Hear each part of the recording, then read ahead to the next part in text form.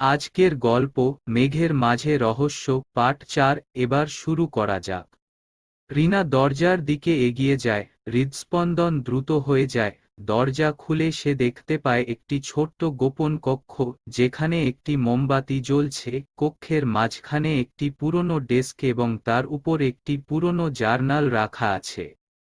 রিনা জার্নালটি খুলে পড়া শুরু করে। প্রথম পৃষ্ঠায় লেখা আছে জমিদারের নিজস্ব হাতের লেখা, এটি আমার জীবনের শেষ অধ্যায়। যদি কেউ কখনো এটি খুঁজে পায়, তবে জেনে রাখো, আমার মৃত্যুর আসল কারণ এখানেই লুকিয়ে আছে। রিনা পাতা উল্টাতে থাকে। জমিদার লিখেছেন, লীলার বিয়ের পর তিনি তাকে ভুলতে পারেননি। একদিন লীলা তার কাছে আসে এবং জানায় যে তার স্বামী তাকে নির্যাতন করে। জমিদার লীলাকে নিয়ে পালানোর পরিকল্পনা করেন, কিন্তু লীলার স্বামী এটি জানতে পেরে জমিদারকে হুমকি দেয়। জমিদার নিজের জীবনের নিরাপত্তার জন্য লীলাকে তার স্বামীর কাছে ফিরিয়ে দিতে বাধ্য হন।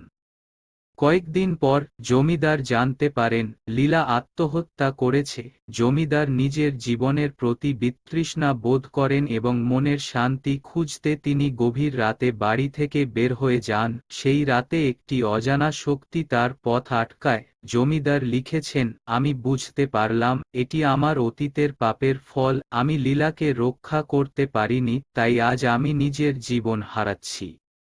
রিনা বুঝতে পারে জমিদারের রহস্যময় মৃত্যুর কারণ ছিল তার নিজের গ্লানি এবং অতীতের দুঃখ।